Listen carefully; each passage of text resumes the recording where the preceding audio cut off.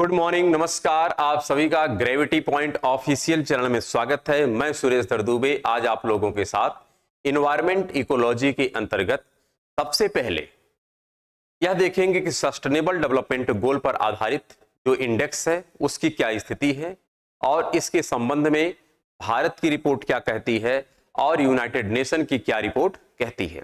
Channel को subscribe, like एवं share करने के लिए आप सभी का धन्यवाद। यदि आपने अभी तक चैनल को सब्सक्राइब नहीं किया तो चैनल को सब्सक्राइब करें, लाइक करें एवं प्रमोट करें, जिससे प्रत्येक वीडियो का नोटिफिकेशन आप लोगों तक समय समय पर उपलब्ध हो सके। प्रत्येक वीडियो का पीडीएफ मटेरियल भी टेलीग्राम चैनल पर उपलब्ध है, आप उसे वहां से डाउनलोड करें, जिसका लिंक नीचे कमेंट बॉक्स में दिया गया है। इस प्लेटफॉर्म के माध्यम से आप लोगों को प्रैक्टिस सीरीज मिल रही है, मानचित्र द्वारा विश्व के भूगोल की सीरीज है, इन्वायरमेंट इकोलॉजी की सीरीज है, साथ में कुछ कॉन्सेप्ट ज्योग्राफी की सीरीज और कुछ समय समय पर क्विज टाइप के प्रश्न भी उपलब्ध हो रहे हैं। तो आप इन सभी मटेरियल का भरपूर लाभ उठाएं और अपने एग्जाम को बेहतर करने का पूरा प्रयास करें। हमें आशा है कि आप लोग स्वस्थ होंगे, मस्त होंगे और अपनी पढ़ाई में संलग्न होंगे। तो आइए समझते हैं पहले प्रीवियस क्लास को, फिर आज का क्लास हम कंटिन्यू करते हैं। हमने यह समझने का प्रयास किया था, यहां पर सबसे पहला तो हमने आपसे डिस्कस किया था कि जो रियो सम्मेलन था, अर्थात जो पृथ्वी सम्मेलन था 1992 का, यहां पर कई प्रकार के इनिशिएटिव लिए गए थे। इसी में एक इनिशिएटिव था जिसका नाम था UNCCD, जो मरुस्थलीकरण के संबंध में था। UNFCCC, CBD, एजेंडा 21,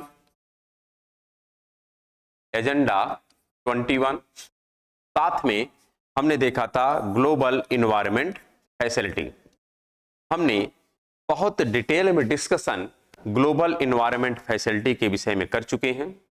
एजेंडा 21 का भी डिस्कशन हमने किया है और इसका डिस्कशन करने के क्रम में हमने 1987 का टिकाऊ विकास पहले समझा, फिर इसी का वास्तविक रूप एजेंडा 21 रहा है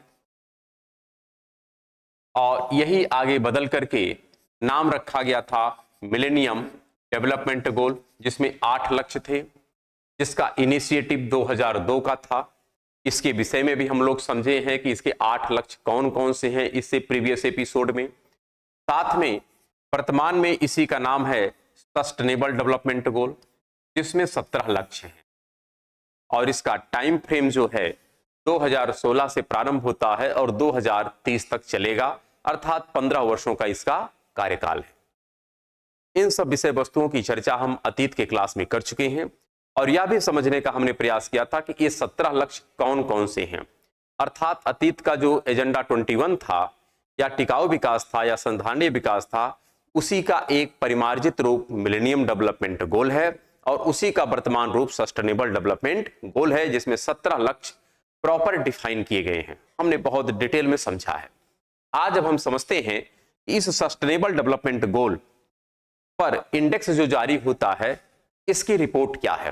तो हम देखिए समझते हैं सस्टेनेबल डेवलपमेंट गोल जो 17 लक्ष्य हैं, इसको मेजर करने के लिए 2 प्रकार के हमारे पास इंडेक्स हैं। 2 इंडेक्स हैं और दोनों इंडेक्स की हम चर्चा करेंगे। एक इंडेक्स जो है यह यूनाइटेड नेशन का है और एक इंडेक्स है जो किसका है, नीति आयोग का है। किसका है, नीति आयोग का। यह जो नीति आयोग का इंडेक्स है यह भारतीय राज्यों का है। किसका है, भारतीय राज्यों के मध्य प्रतिस्पर्धा बढ़ाने के लिए, जिससे भारतीय राज्य अधिक से अधिक अपने आप को सस्टेनेबल डेवलपमेंट गोल को अचीव करने का प्रयास करें। और इसी प्रकार से नीति आयोग का भी इंडेक्स जारी होता है यूनाइटेड नेशन के द्वारा। यहां पर जो नीति आयोग का इंडेक्स है और जो यूनाइटेड नेशन का इंडेक्स है, यह इंडेक्स जारी होता है 2016 से। 2016 में इसका फर्स्ट ध्यान रखिएगा। हम बात करते हैं इसका फर्स्ट, इसका संस्करण था, पहला संस्करण आया था 2016 में। तो 2016 में क्यों आया था, कारण भी आपको स्पष्ट होना चाहिए कि 2015 में चूंकि यह इंडेक्स बना ही था, तो 2016 में यह प्रारंभ हुआ है।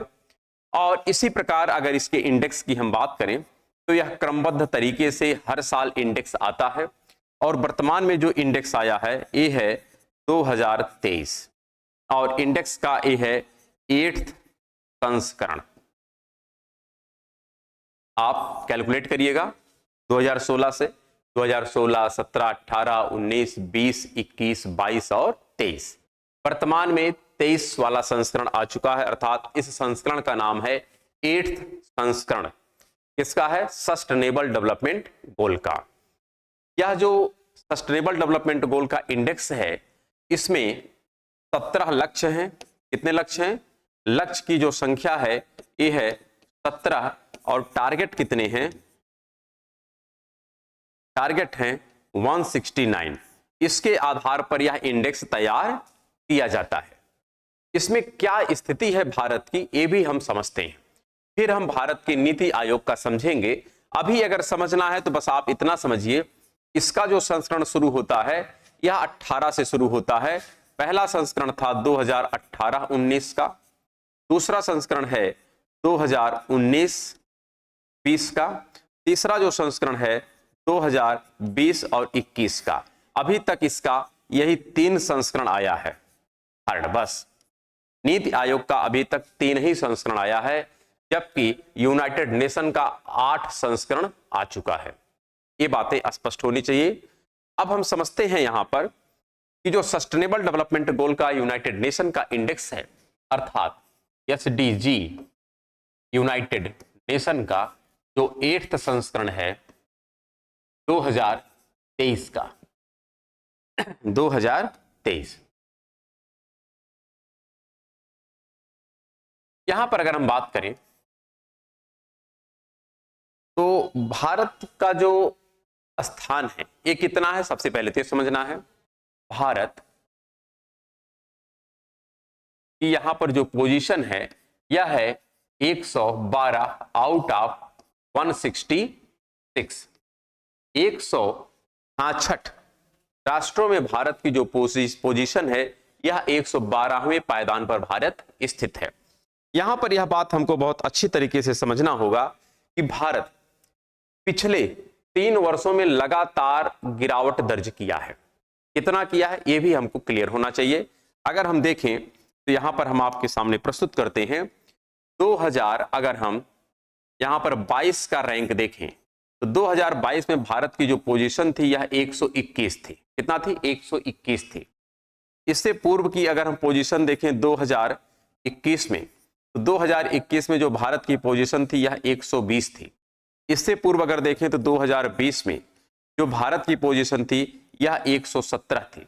अर्थात लगातार 3 वर्षों तक भारत अपने कह सकते हैं रैंक में गिरावट दर्ज किया।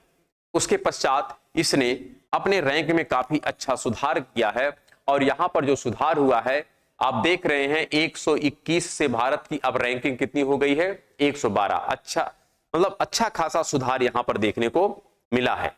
यहां पर अगर हम भारत का रैंक देखें तो 112 है, लेकिन स्कोर जो है, क्या स्कोर, यह 63.4 है आउट ऑफ 100। अर्थात 100 अंकों का यह इंडेक्स होता है। 100 अंक में जो भारत ने स्कोर प्राप्त किया है यह 63.4 अंक प्राप्त किया है। कितने में? 100 में। और इसके साथ भारत किस स्थान पर है? तो 112वें रैंक पर स्थित है, जबकि लगातार 3 वर्षों तक इसने क्या किया है? गिरावट दर्ज किया है। यहां पर अगर बात करें टॉप पर कौन है, तो यह भी हमको ध्यान रखना है। टॉप, यहां पर टॉप पर जो है यह है फिनलैंड है, स्वीडन है और डेनमार्क है। कौन है? डेनमार्क। फिनलैंड, स्वीडन और डेनमार्क ये सब टॉप पर हैं। जबकि भारत 112वें स्थान पर है। अगर बात करें कि सबसे लास्ट पायदान पर कौन है, तो दक्षिणी सूडान है, यह टॉप पर है। और सबसे लास्ट में कौन है, लास्ट पायदान पर, वह है साउथ सूडान। साउथ सूडान का जो स्कोर है सबसे कम है, अर्थात इसकी रैंकिंग 166 है। सबसे लास्ट पोजीशन पर साउथ सूडान उपस्थित है। भारत 112वें स्थान पर है। कितने स्कोर के साथ, तो 63.4 अंकों के साथ। ये तो स्थिति है आपके यूनाइटेड नेशन के द्वारा जो इंडेक्स जारी होता है उसके अनुसार। लेकिन भारत का जो नीति आयोग है, इसके अनुसार क्या भारत की स्थिति है, थोड़ा इसको भी हम देखने का प्रयास करते हैं और समझते हैं कि जो नीति आयोग का है वर्तमान में, अर्थात SDG3, यहां पर जो है इंडेक्स भारत का, यह नीति आयोग का है। और इसमें जो आंकड़े हमारे सामने आए हैं ये 2020 और 2021 का है। यह जो इंडेक्स है इसमें एक बात आपको स्पष्ट होनी चाहिए, इसमें जो लक्ष्य हैं, लक्ष्यों की संख्या कितनी है, 16 है। उपलक्ष्य कितने हैं, उपलक्ष्य की संख्या यहां पर है 70। यहां पर जो संकेतक इस्तेमाल किए गए हैं, संकेतक, यह है 115। यह 3 बातें आपको एकदम स्पष्ट होनी चाहिए, क्योंकि प्रश्न यहां से पूछे जाते हैं। जो सस्टेनेबल डेवलपमेंट गोल इंडेक्स है यूनाइटेड नेशन का, वहां पर 17 लक्ष्य हैं, यहां पर 16 लक्ष्य हैं। यह डिफरेंस क्यों है, यह भी हमको स्पष्ट होना चाहिए। यहां पर जो अंतर है इसके पीछे कारण यह है कि एक जो लक्ष्य नंबर था 17, SDG नंबर 17, उसमें था इंटरनेशनल कोऑपरेशन, अर्थात अंतरराष्ट्रीय संबंधों की बात होती है। लेकिन जो यह नीति आयोग का इंडेक्स है, इसमें अंतरराष्ट्रीय कोऑपरेशन की तो कोई बात ही नहीं उठती है। तो जब इंटरनेशनल कोऑपरेशन की कोई बात ही नहीं उठती है, तो ऐसे में 17 लक्ष्य यहां पर रखना वांछनीय नहीं है। इसलिए यहां पर जो लक्ष्य हैं, टोटल 16 लक्ष्य हैं।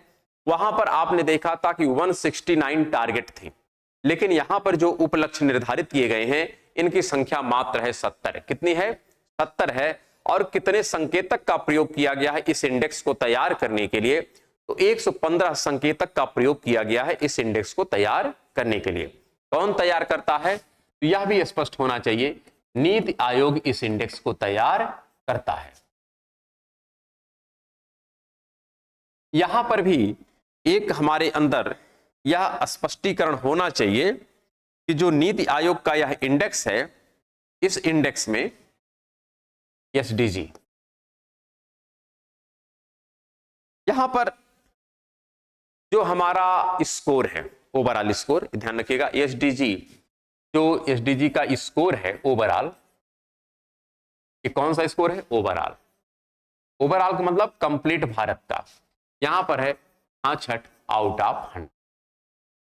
जबकि प्रीवियस ईयर, अर्थात इससे पहले वर्ष, जो हमारा था प्रीवियस वर्ष, यानी इससे पहले, यानी 2019-20 में जो हमारा स्कोर था, यह था 60 था आउट ऑफ 100। जबकि 2020-21 का जो स्कोर है SDG3, यहां पर स्कोर है 66 आउट ऑफ 100। हमने यूनाइटेड नेशन के अनुसार अपना जो रैंक देखा है वह कितना था, 112 था, लेकिन अंक कितना हमको मिला था, 63.4 था। यहां पर 66 है, अर्थात अपना स्वयं का यह इंडेक्स है तो ज्यादा प्रेसाइज है, ज्यादा यहां पर एथेंटिक है, वैलिड है, रिलायबल है। यूनाइटेड नेशन का जो इंडेक्स होता है वह भी ठीक है, लेकिन उसमें उतनी क्लियरिटी नहीं मिलती है, क्योंकि वह ओवरऑल पूरे विश्व का बनाया जाता है, उसमें कहीं ना कहीं पक्षपात भी हो सकता है। लेकिन भारत का जो स्कोर होता है, यह लगभग हम कह सकते हैं कि काफी ज्यादा एथेंटिक है यूनाइटेड नेशन की तुलना में। यहां पर यह स्पष्ट हो गया। अब बात होती है कि जो यहां पर टोटल स्कोर है 100, यहां पर जब हमको अंक, ध्यान रखिएगा, यहां पर हमको 4 कैटेगरी देखने को मिलती है। एक कैटेगरी होती है जब हमको अंक 0 से लेकर के 49 मिलता है। कितना मिलता है, 0 से 49 अंक, इसी प्रकार 50 से लेकर के 64 का अंक, फिर यहां पर 65 से लेकर के 99 तक का स्कोर, और इसी प्रकार मिलता है हमको 100 का स्कोर। तो जब हमको स्कोर 0 से 49 है, या 50 से लेकर के 64 है, या बात करें 65 से लेकर के 99 तक का स्कोर अगर है आउट ऑफ 100, या 100 स्कोर है आउट ऑफ 100 to 100, तो यहां पर इसको कहते हैं हम लोग लक्ष्य प्राप्त करता राज्य। क्या कहते हैं? लक्ष्य प्राप्त करता राज्य, अर्थात ऐसे राज्य जिन्होंने अपने लक्ष्य को प्राप्त कर लिया है। अर्थात अभी तक भारत में ऐसा एक भी राज्य नहीं है जो इस प्रकार के लक्ष्य को प्राप्त कर चुका हो। इसी प्रकार इसको कहते हैं अग्रणीय राज्य। क्या कहते हैं? अग्रणीय राज्य। अग्रणीय राज्य का तात्पर्य यहां पर होता है यानी फ्रंट रनर है। क्या है? Front runner. ये लोग हैं अचीवर, ये लक्ष्य को प्राप्त कर चुके हैं, और ये है अग्रणीय राज्य, अर्थात जिसको हम कहते हैं फ्रंट रनर कह सकते हैं। फिर इसी प्रकार होता है इनको कहते हैं अच्छा प्रदर्शन। क्या कहते हैं?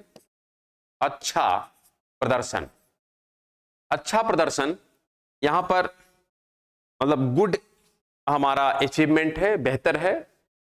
तो जो 50 से लेकर के 64 तक के अंक को प्राप्त करते हैं, इनको हम कहते हैं अच्छा प्रदर्शन। और जो 0 से लेकर के 49 तक के हैं, इनको कहते हैं आकांक्षीय राज्य। क्या कहते हैं? आकांक्षी, आकांक्षीय राज्य। तो हमको यह स्पष्ट होना चाहिए, प्रश्न पूछा जाता है, नाम वैसे आप बताने में भले भूल जाएं, लेकिन आपको स्पष्ट होना चाहिए कि इन सब में सबसे बेहतर कौन सा है। आकांक्षी से अच्छा प्रदर्शन वाला है, उससे बेहतर आपका परफॉर्मर है, मतलब अग्रणीय राज्य है। फिर यहां पर लक्ष्य प्राप्त करता, अर्थात जो 100 में से 100 अंक प्राप्त कर लिया उसको कहते हैं लक्ष्य प्राप्त करता। तो यह 4 श्रेणी है, और इस 4 श्रेणी के आधार पर हम राज्यों को क्या करते हैं? वर्गीकृत करते हैं।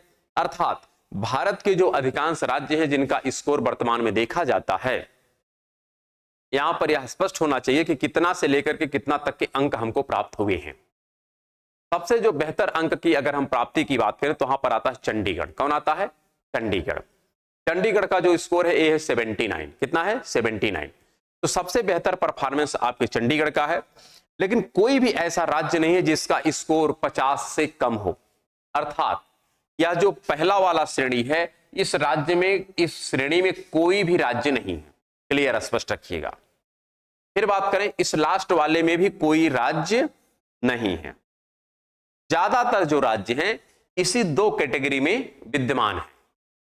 ज्यादातर राज्य इस कैटेगरी में भी कोई नहीं है और निचली कैटेगरी में भी कोई नहीं है। ज्यादातर कैसे हैं? या तो वे अच्छा प्रदर्शन कर रहे हैं या तो फ्रंट रनर हैं। 2 ही प्रकार के राज्य हैं जो नीति आयोग के एसडीजी में विद्यमान हैं। यहां पर अगर बात करें सबसे बेहतर कौन सा परफॉर्मर राज्य है, तो उसका नाम है चंडीगढ़। क्या नाम है? चंडीगढ़। जो चंडीगढ़ है इसका अगर हम स्कोर देखें, स्कोर की बात नहीं कर रहे हैं बल्कि यहां पर हम कहते हैं स्कोर भी आप देख सकते हैं, सबसे बेहतर रैंक इसी की है। चंडीगढ़ का जो टोटल स्कोर है, अगर हम इसकी बात करें यहां पर, इसको अंक मिलता है 79। कितना मिलता है? 79 आउट ऑफ 100। और दूसरे नंबर पर जो है ये है केरला। कौन है? केरला। आप सब लोग जानते हैं केरला लगभग टॉप पे ही रहता है, कोई दिक्कत नहीं है। फिर भी केरला यहां पर दूसरे पायदान पर उपस्थित है। केरला का जो स्कोर है यहां पर हमारे समझ से यहां पर है 77 होगा। कितना होगा? 77। और इसके बाद अगर हम देखें 2 राज्य आता है, एक का नाम है हिमाचल प्रदेश और एक का नाम है गुजरात। तो 2 राज्य एक ही साथ आते हैं, हिमाचल प्रदेश प्लस गुजरात। इन दोनों का स्कोर एक ही जैसा है और यह करीब करीब है 75। तो 79, 77, 75। और जो सबसे निचले पायदान पर है उसमें है बिहार। कौन है? बिहार। बिहार का स्कोर सबसे कम है। कितना है? 52। अर्थात भारतीय राज्यों में जो सबसे बेहतर है उसका नाम है चंडीगढ़, लेकिन केंद्र शासित है। नॉर्मल में कौन है? केरला है। लेकिन उसके पश्चात कौन है? तो उसके पश्चात आता है आपका हिमाचल प्रदेश और गुजरात, जिसका स्कोर है 75। लेकिन सबसे अगर हम लास्ट पोजीशन की बात करें तो वहां पर बिहार आता है। तो इस आधार पर आप थोड़ा बहुत डिफरेंस एसडीजी इंडिया और एसडीजी जो यूनाइटेड नेशन का है, दोनों में कुछ न कुछ अंतर आप देख सकते हैं। लेकिन ज्यादा जो प्रमाणित है, ज्यादा हमारे लिए जो सुटेबल है, वह भारतीय इंडेक्स नीति आयोग का ज्यादा प्रासंगिक है, इसलिए उसकी प्रासंगिकता हमारे लिए बनी रहती है। तो यहां तक की जो चर्चा थी, यह था एजेंडा 21 जो 1992 से प्रारंभ हुआ। उसकी वर्तमान में क्या पोजीशन है, यह भी हम लोगों ने समझने का प्रयास किया है। अब इस पर अगर कोई इंडेक्स हाल में अगर जारी होता है, चाहे वह नीति आयोग का इंडेक्स हो, अभी यूनाइटेड नेशन का तो आने वाला नहीं, क्योंकि यूनाइटेड नेशन 2023 का तो आ ही चुका है। अब 2024 में अगर यूनाइटेड नेशन का इंडेक्स आता है तो आपको उसे स्वतः अपडेट करना होगा। हमारा प्रयास यही रहता है कि जहां तक हम पढ़ा रहे हैं, यहां तक के जितने भी समकालीन मुद्दे हैं, उन मुद्दों को भी हम इसी के साथ इन्वायरमेंट इकोलॉजी में ऐड करते हुए चलें। लेकिन यदि भविष्य में किसी प्रकार का कोई अपडेट होता है तो आपको इसे स्वतः अपडेट करना पड़ेगा, तो जाके मटेरियल आपका काफी ज्यादा इन्हांस होगा, काफी रिच होगा और वह आपके एग्जाम के योग्य होगा। इसलिए यह आपकी नैतिक जिम्मेदारी है कि आप अपने मटेरियल को समय के साथ लगातार अपडेट करते रहें। चलिए, तो हम लोग अब जो नेक्स्ट क्लास होगा उसमें जो डिस्कशन करेंगे वह रियो सम्मेलन के दौरान जो पहला विंग था जिसका नाम था UNCCD, उसकी चर्चा करने के लिए हम लोग अगले क्लास में मिलेंगे। तब तक के लिए नमस्कार, धन्यवाद।